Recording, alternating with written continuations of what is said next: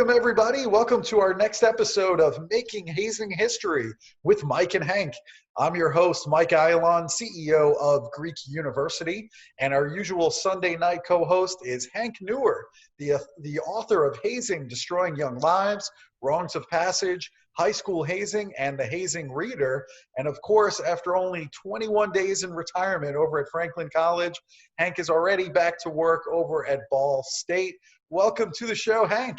Thank you, Mike. Nice to see you again. Of course. I'm really enjoying all of our Sunday meetings and talking a little bit more about hazing history. And today I am super excited because today we're going to be talking about hazing in professional sports. And Hank, I have to tell you, this has been something that I've been thinking about for years and years and years. The perfect example is all of the hazing that I see, for example, in Major League Baseball. It seems that all the rookies, they have to get dressed up in all of these costumes and ridiculous wear that they have to go around the city wearing something completely absurd. And they advertise it. You see it in the newspaper, you see it online. So this is just blatant, vagrant hazing right in the public eye happening in professional sports. And baseball has tried to do away with some of it, but that lasted really only about a year or two. And one of the ones that really bothers me would be having to dress up as women. The message is clear out there. To be a man is to be better than a woman, or to be a woman is something to be mocked. And it's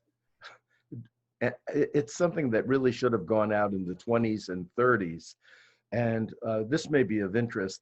I did a little research for this, and around 1940, very consistently, articles were saying that baseball had stopped hazing because there were more and more college players who just wouldn't tolerate it.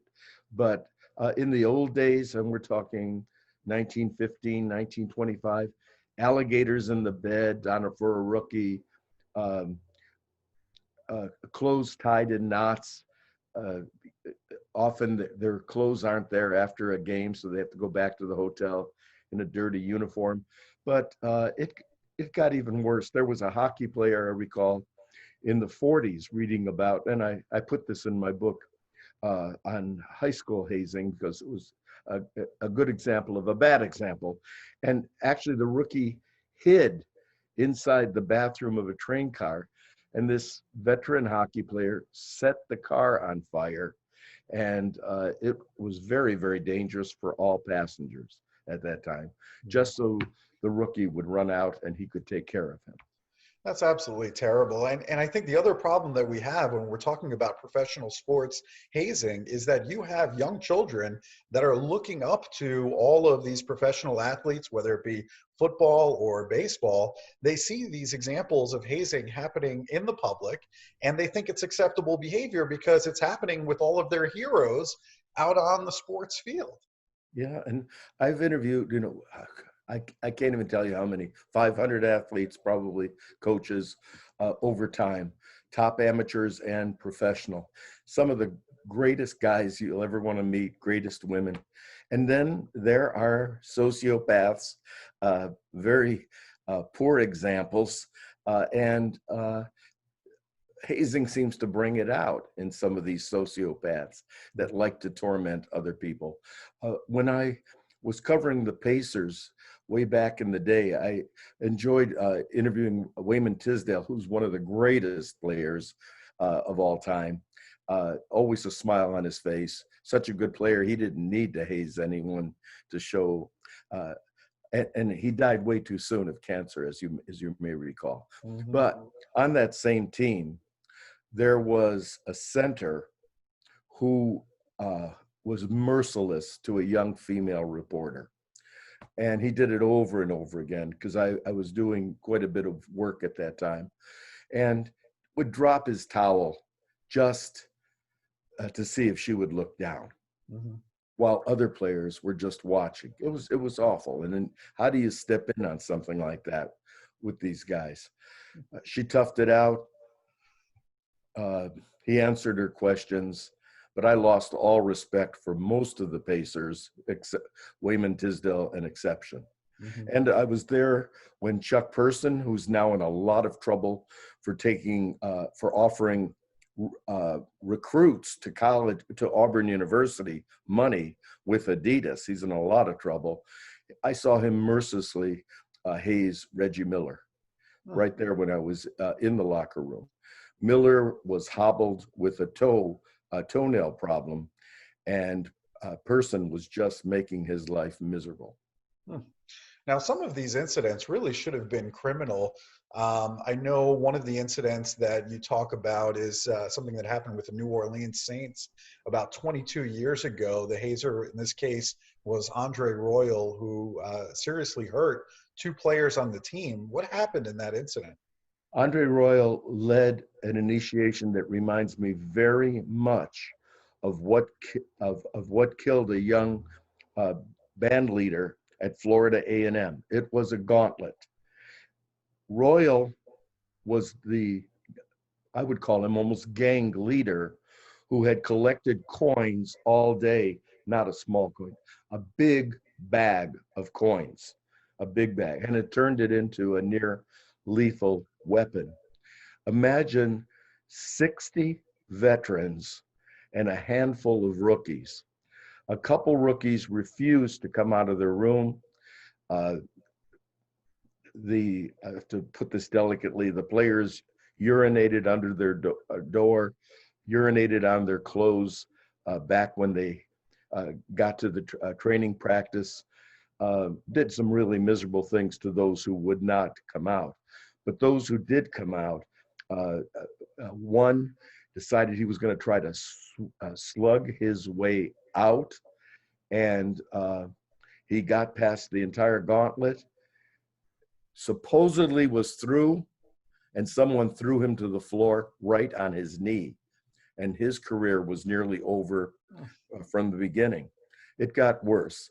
Cam Cleveland, an outstanding receiver, was so badly hurt that he had a vision problem the rest of his career. He essentially had to play with one eye blurred all of his career, and to this day, it's still a problem.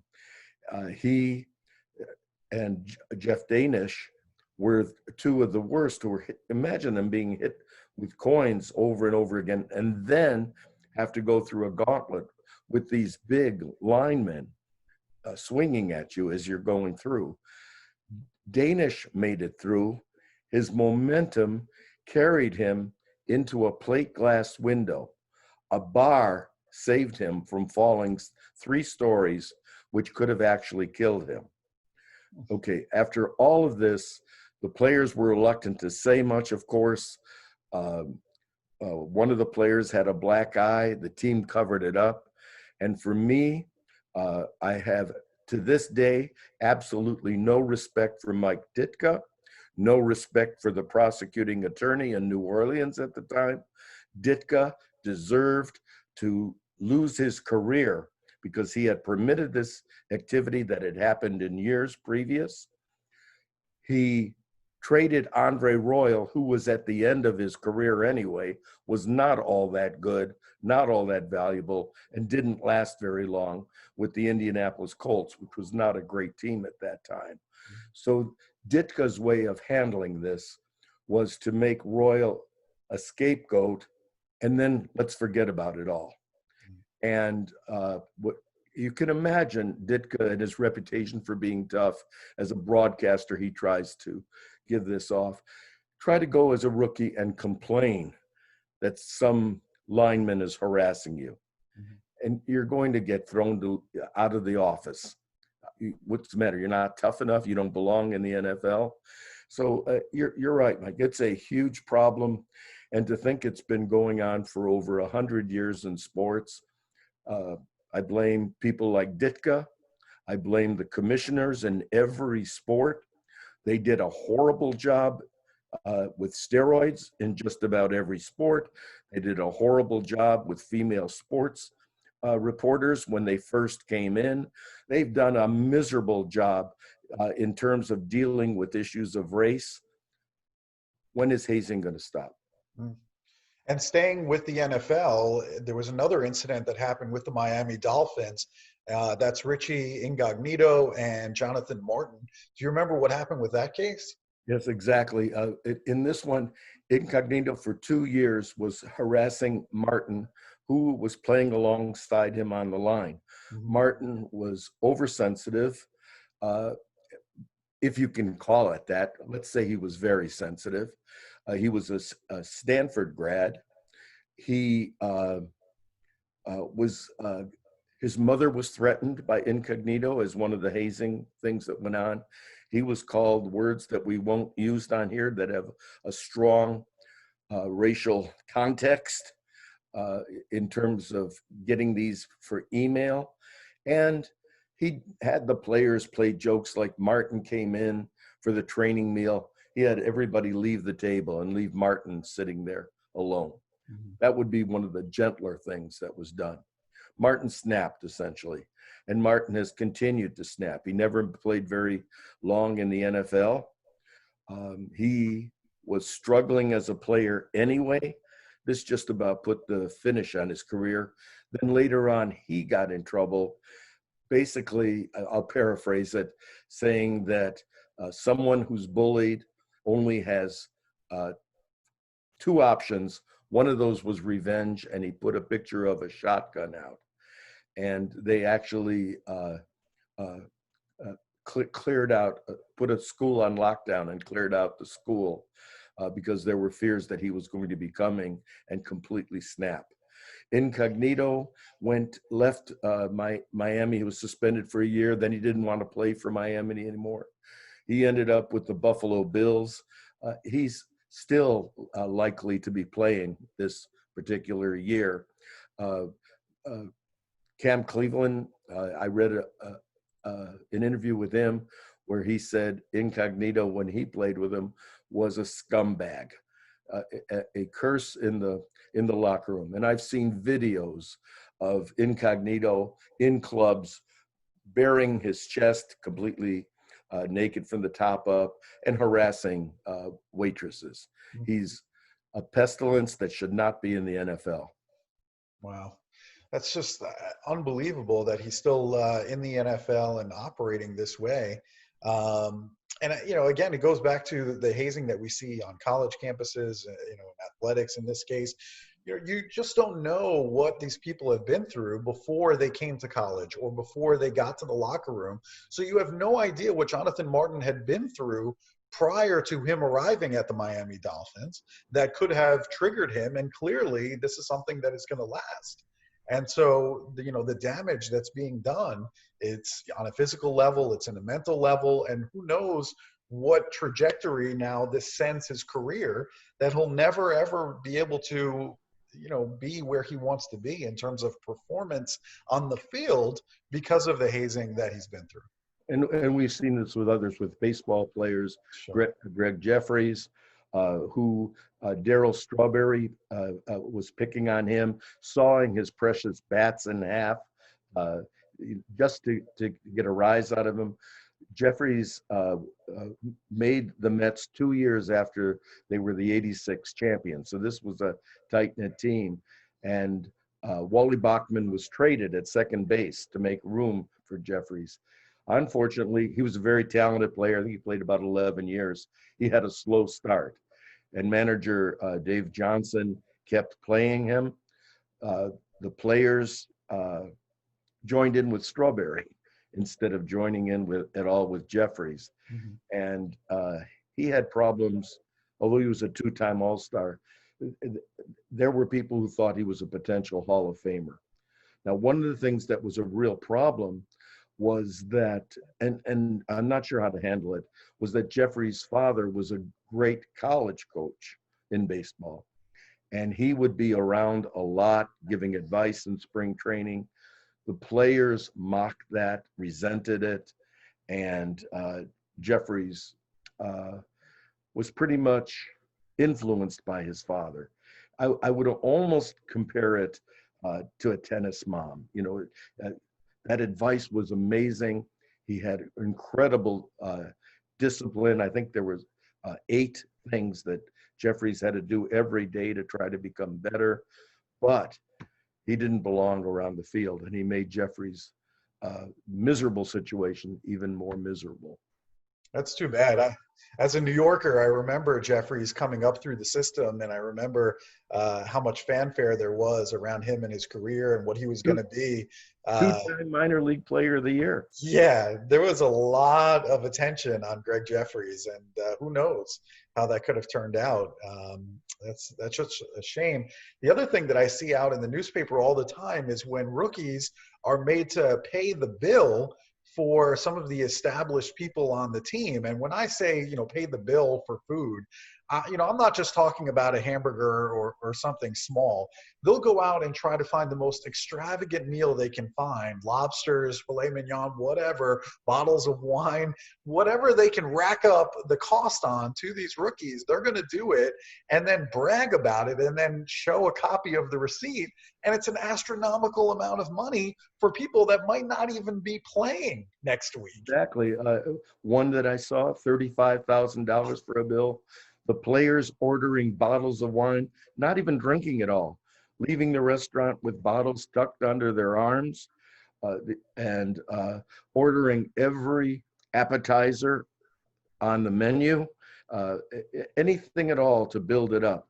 And so there was a time when I was in Chicago, and I was bumped from a plane, and was talking to a young woman, and her boyfriend came up, who turned out to be a sports agent just starting out. So I talked, how is he being treated as a first-year NFL football player? He said, we don't know if he's going to make it, but he's already maxed out all of his credit cards to pay for the meals that these players were insisting upon. I think this player made it, at least for a brief career, but look at all the players who don't.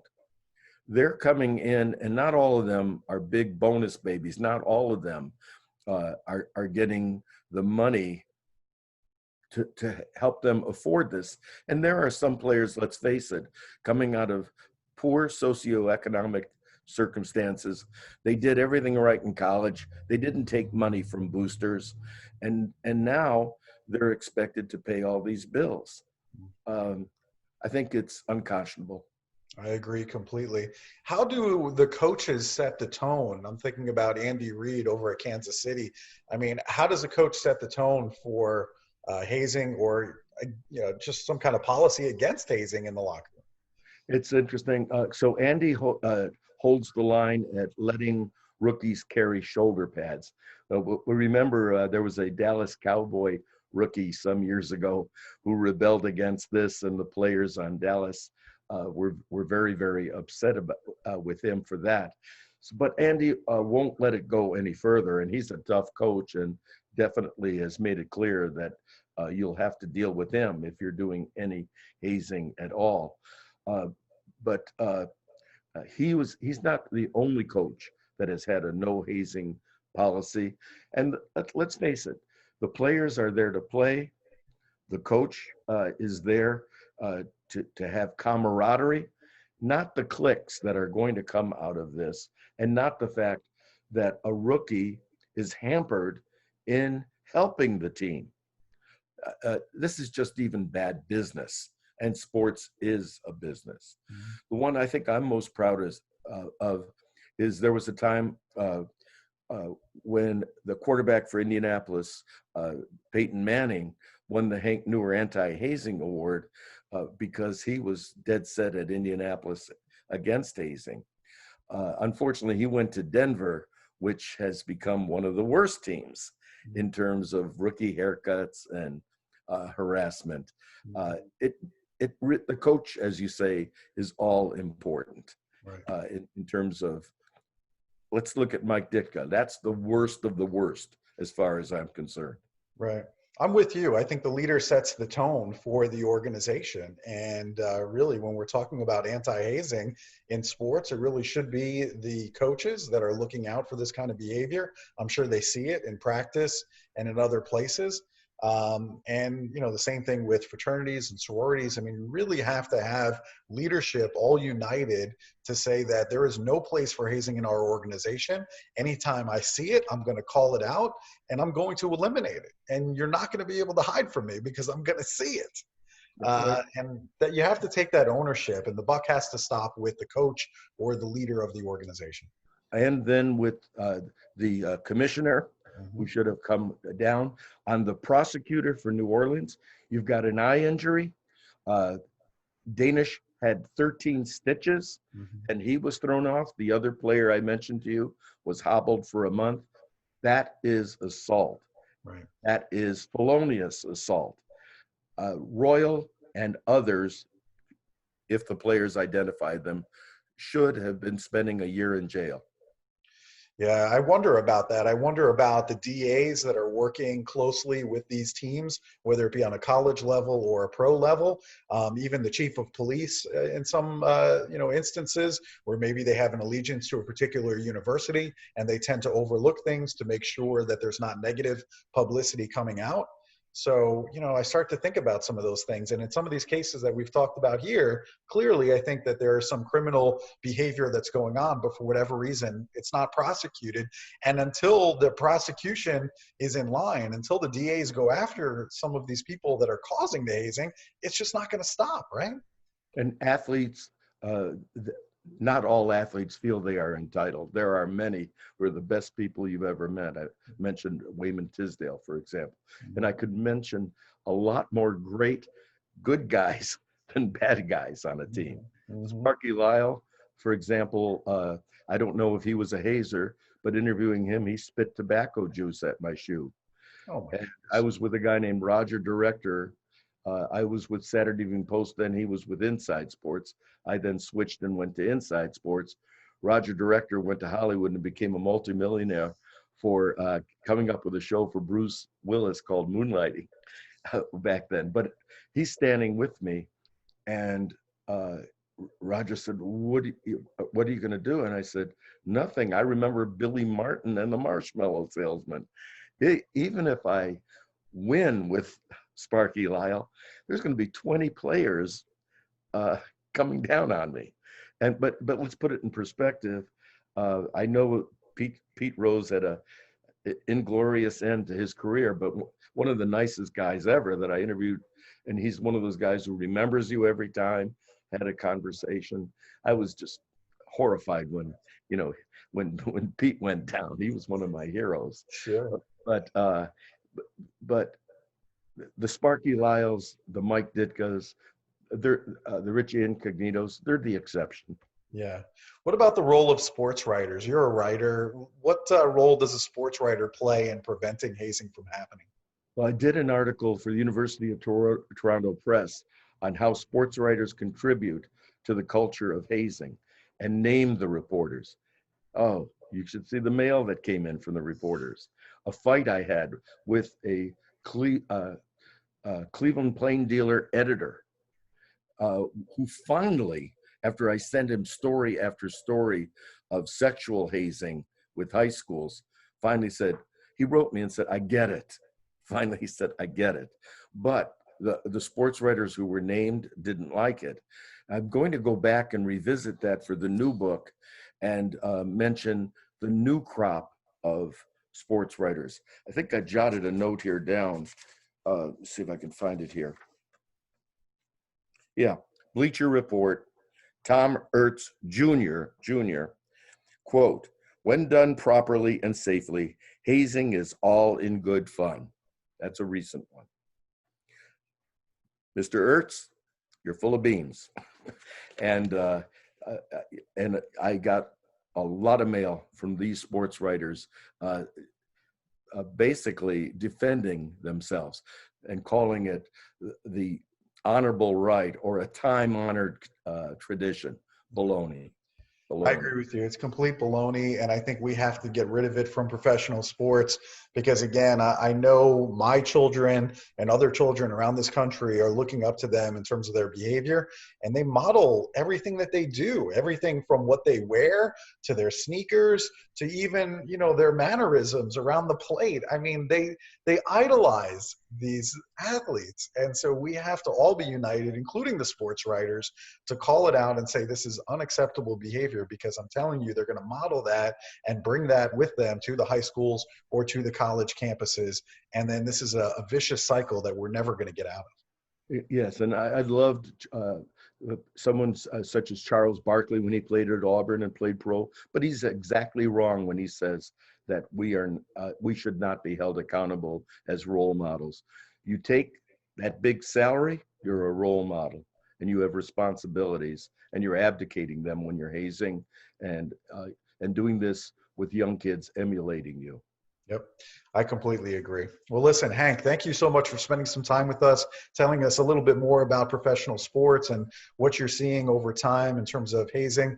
Hopefully, we'll start to make some progress here and we'll exit out of this endless loop. But I think it's important to talk about it. So thank you so much for your time today. We really appreciate it. Oh, no, thank you, Mike. And I can see your passion for this topic. And I think you can see mine too. Yeah, You know, absolutely. having been a sports writer for so many years and still writing sports on occasion, it's time to go. It's time that hazing has ended. Yeah. Thanks, Wonderful. Mike. Well, thank you so much. And we'll see you next week on the next episode of Making History, Hazing History with Mike and Hank. Thanks so much for joining us. And we'll see you next week. Bye-bye.